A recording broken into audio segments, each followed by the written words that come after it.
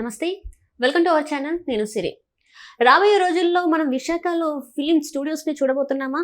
అంటే ఏపీ నుంచి అంటే ఇక్కడ హైదరాబాద్లో 90% అంటే ఫిలిం ఇండస్ట్రీకి సంబంధించిన వాళ్ళు ఉన్నా కూడా ఏపీలో ఇంతవరకు ఎలాంటి ఫిలిం స్టూడియోస్ అయితే లేవు. మరి రాబోయే రోజుల్లో ఫిలిం స్టూడియోస్ వైజాగ్లో చూడబోతున్నామా? సో ఈ అంశానికి సంబంధించి మరిన్ని విషయాలు మనకు తెలియజేయడానికి మనతో పాటు ఉన్నారు ప్రముఖ సీనియర్ జర్నలిస్ట్ డాక్టర్ దుర్గవడ్లమణి గారు. నమస్కారం మేడం. నమస్తే అండి. మనం ఇప్పుడు చూస్తుంటే మనకి ఫిలిం స్టూడియోస్ అంటే చెన్నై ఇంకా హైదరాబాద్ అంటే తెలుగు వాళ్ళకి, ఏపీ నుంచి 90% ఇక్కడ ఉన్నా కూడా ఇప్పటి వరకు అయితే ఏపీలో ఎలాంటి స్టూడియోస్ లేవు. మరి రాబోయే రోజులలో ఫిలిం స్టూడియోస్ని ఏపీలో మనం చూడొచ్చు అంటే వైజాగ్లో చూసే అవకాశం ఉందంటారా? అంటే ఇది చాలా కాలంగా జరుగుతోందమ్మా ఈ చర్చలు. గతంలో ఈ విజయవాడ ఈ తాడేపల్లికి దగ్గరలో స్టూడియో కట్టాలని కృష్ణ గారు అనుకున్నారు. అయితే అప్పటి ముఖ్యమంత్రి ఫస్ట్ ఒప్పుకొని తర్వాత ఒప్పుకోలేదు, అట్లా ఏవో వచ్చాయి మాటలు. ఎందుకంటే కృష్ణ గారు అన్నింటికి కూడా ముందుంటారు కదా, డేరింగ్ అండ్ డాషింగ్ ఆయన. కాబట్టి ఆయన తప్పకుండా అలాంటి ప్రయత్నం చేసే ఉంటారు. ఇకపోతే చెన్నైలో చిత్ర పరిశ్రమ ఉండేది, దక్షిణాదికి మొత్తం అంతా కూడా చెన్నై, మద్రాస్ కేంద్రంగా సినిమాలు ఉండేవి. అక్కడ మన తెలుగు వాళ్ళ స్టూడియోస్ చాలా ఉన్నాయి.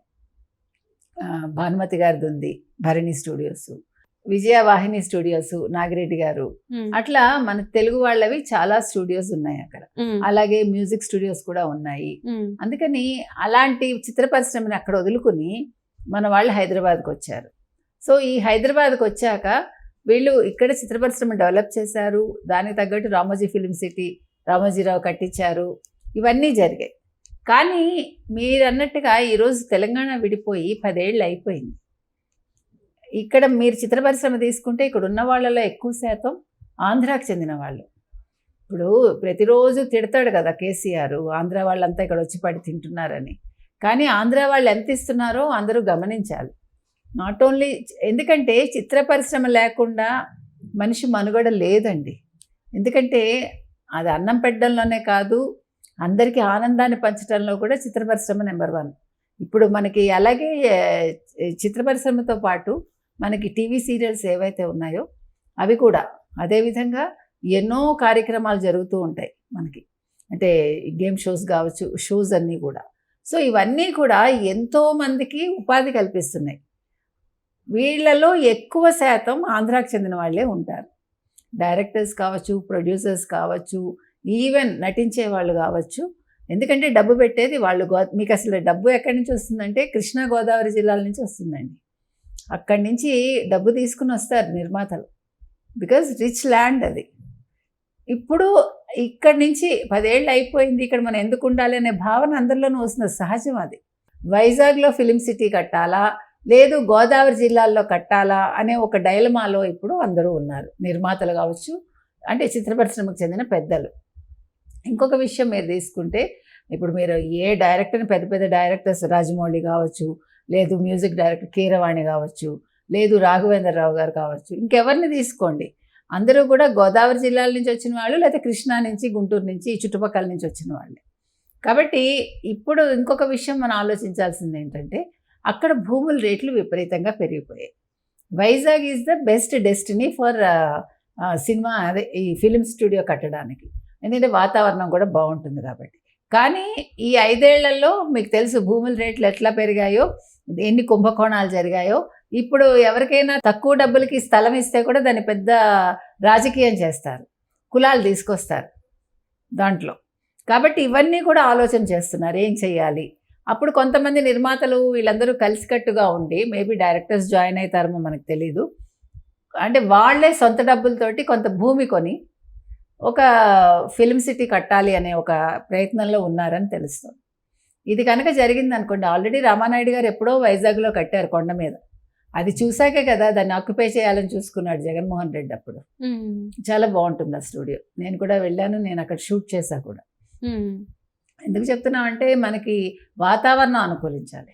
ఇంకొకటి, ఇక్కడ మీరు రీసెంట్గా కనుక చూసుకున్నారంటే రేవంత్ రెడ్డి గారు ఇక్కడ ఇంకో ఫిలిం సిటీ కడతాము అన్నాడు తెలంగాణలో. అది ఏదో ఊరు చెప్పారు, వరంగల్ దగ్గర, ఇక్కడ నాకు ఎగ్జాక్ట్ ఊరు పేరు గుర్తులేదు. So already Ramoji film city ఉన్నప్పటికీ మేము ఫిలిం సిటీ కడతామని ఆయన అనౌన్స్ చేశారు. కాబట్టి ఈ గొడవలు రాకుండా, అంటే రాజకీయాలు సినిమా రంగంలోకి ఎంటర్ కాకుండా ప్రత్యేకంగా ఆంధ్రప్రదేశ్లో కనుక ఆంధ్ర వాళ్ళు కట్టుకుంటే కనుక అయితే చాలా మంచిదండి. చిత్ర పరిశ్రమ అక్కడికి వెళ్తుంది, అక్కడ లోకల్ వాళ్ళకు కూడా చాలా ఉపాధి దొరుకుతుంది. అన్ని రకాలుగా కూడా ఆంధ్రప్రదేశ్ అభివృద్ధిలో చిత్ర పరిశ్రమ కూడా ముందుంటుందని మనం అనుకోవచ్చు. అంటే ఇప్పటివరకు చూసినట్టయితే రామానాయుడు గారు అక్కడ స్టూడియోస్ కట్టినా కూడా ఎందుకు ఆదరణ దక్కలేదు, అక్కడ ఎందుకు ఇక్కడ నుంచి వెళ్ళి అక్కడికి వెళ్ళి సినిమాలు తీయడం పెద్దగా కుదరలేదు, ఎందుకంటారు మరి? అదే చెప్తున్నానండి. ఇప్పుడు ఒక్క స్టూడియో ఉంటే సరిపోదు కదా, అది మరీ పెద్ద స్టూడియో ఏం కాదు. కాబట్టి సినిమా పాటలు అలాంటివి చిత్రీకరించుకోవచ్చు. అలా కాకుండా రామోజీ ఫిలిం సిటీ అంత పెద్దది కూడా అక్కర్లేదు, అందులో సగం ఉన్నా చాలు. అంటే ఒక చిత్ర నిర్మాణానికి సరిపోయేంతగా. ఇప్పుడు మీరు ఒక స్క్రిప్ట్ పట్టుకుని వెళ్ళి దానికి కావాల్సిన అంటే హంగులు కావచ్చు, లేకపోతే ఆ ప్రాంతాలు కావచ్చు, అట్లా పెట్టుకుని ఎంత కావాలి ఒక ఫిలిం సిటీకి అనేది వీళ్ళు డిసైడ్ చేసుకుని ఆ ప్రకారంగా వీళ్ళు ఒక ప్లాన్లో వెళ్ళి కడితే కనుక అయితే అది సక్సెస్ అవుతారండి. ఎందుకంటే ఇప్పుడు మీకు రామోజీ ఫిలిం సిటీని మించింది లేదు. ఇప్పుడు మనకి డిస్నీ ల్యాండ్ ఉన్నప్పటికీ ఇంత పెద్దది కాదు కదా. కాబట్టి ఈరోజు బాలీవుడ్ వాళ్ళు వచ్చినా ఇక్కడికి వస్తున్నారు. అందుకని మనం ఆ రకంగా మనం పెట్టుకుని అందరినీ కూడా ఆకర్షించే ప్రయత్నం చేస్తే, ఎందుకంటే ఇన్కమ్ జనరేషన్ కూడా చాలా ముఖ్యం. మనం ఒక ఫిలిం సిటీ కట్టేసి ఊరికే కట్టి పెట్టేస్తే అయిపోదు కదా, ఇండస్ట్రీ కూడా తరలి వెళ్ళాలి. ఇప్పుడు వాళ్ళకి ఎంత రాయితీలు ఇస్తారు ఏంటి ప్రభుత్వంతో వాళ్ళు చర్చించుకోవాలి. ఇప్పుడు వాళ్ళకి ఒక అనుకూలమైన పని ఏం జరుగుతుందంటే, చంద్రబాబు నాయుడు గారు ఎనీవే ఆయన అందరికీ అనుకూలంగానే ఉంటారు. ఇప్పుడు ఇంకొక ప్లస్ పాయింట్ ఏంటంటే పవన్ కళ్యాణ్ ఉన్నారు కాబట్టి, పవన్ కళ్యాణ్ వల్ల సినిమా ఇండస్ట్రీ నుంచి వచ్చిన వ్యక్తి కాబట్టి వీళ్ళకి ఇంకా మంచిగా వాళ్ళకి జరుగుతుంది. గతంలో కూడా ఇప్పుడు రాజశేఖర రెడ్డి గారు కావచ్చు, వాళ్ళందరూ కూడా ఇస్తామని అన్నారు స్థలం అదంతా కూడా ఫిలిం సిటీ కట్టడానికి. కాకపోతే అన్ఫార్చునేట్లీ ఆయన సడన్ గా చనిపోవటం ఇవంతా కూడా మైనస్ అయ్యాయి.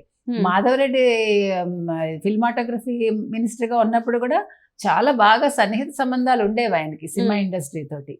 కాకపోతే ఆయన సడన్ గా చనిపోయారు. కాబట్టి ఇవన్నీ కూడా ఆలోచించుకుని సినిమా ఇండస్ట్రీకి సంబంధించి చాలా మనకి అభివృద్ధి జరగాలి. రాష్ట్ర అభివృద్ధిలో చిత్ర పరిశ్రమ భాగస్వామ్యం కూడా ఉండాలంటే మంచి ఫిలిం సిటీ కట్టి అక్కడ అందరికీ కూడా ఉపాధి కల్పిస్తే బాగుంటుంది. అంటే ఇప్పటి వరకు అంటే ఇక్కడ అందరూ అంటే అన్నిటికీ ఇక్కడ అనుకూలంగా ఉంది. ఇప్పుడు సడన్ గా మళ్ళీ అక్కడికి షిఫ్ట్ అవుతారంటే వీళ్ళందరికీ ఓకే అనిపిస్తుంది. అంటే సినిమా ఏంటండి, మెడ్రాస్ నుంచి వచ్చినప్పుడు రాలేదా? ఇప్పుడు ఆంధ్ర వాళ్ళకి వెళ్ళిపోవటం కొత్త కాదు, వాళ్ళన్నీ వదులుకుని వెళ్ళటం వాళ్ళకి అలవాటే. వాళ్ళు బాగు చేస్తారు, వెళ్ళిపోతారు, వాళ్ళని తరివేస్తారు. ఇక్కడ 10 ఏళ్ళు అయిపోయింది. ఆ తరివేసే స్థితి తెచ్చుకోకుండా వాళ్ళు ముందే వాళ్ళు చూసుకుని, ఎందుకంటే డబ్బు కొదవలేదు, మనకి వనరులు ఉన్నాయండి. అదే విధంగా అందరి దగ్గర డబ్బు కూడా ఉంది, అందరికీ ఇంట్రెస్ట్ ఉంది, ప్యాషన్ ఉంది సినిమా అంటే. కాబట్టి this is the right time to shift అండి. ఎందుకంటే ప్రభుత్వం అనుకూలంగా ఉంది. ఇప్పుడు ఈ సమయాన్ని మాత్రం పాడు చేసుకోకుండా సినిమా ఇండస్ట్రీ పెద్దలు ఆలోచించి చక్కటి నిర్ణయంతో ఒక మంచి ఫిలిం సిటీ కడితే అందరికీ కూడా బాగుంటుంది. Right, thank you so much.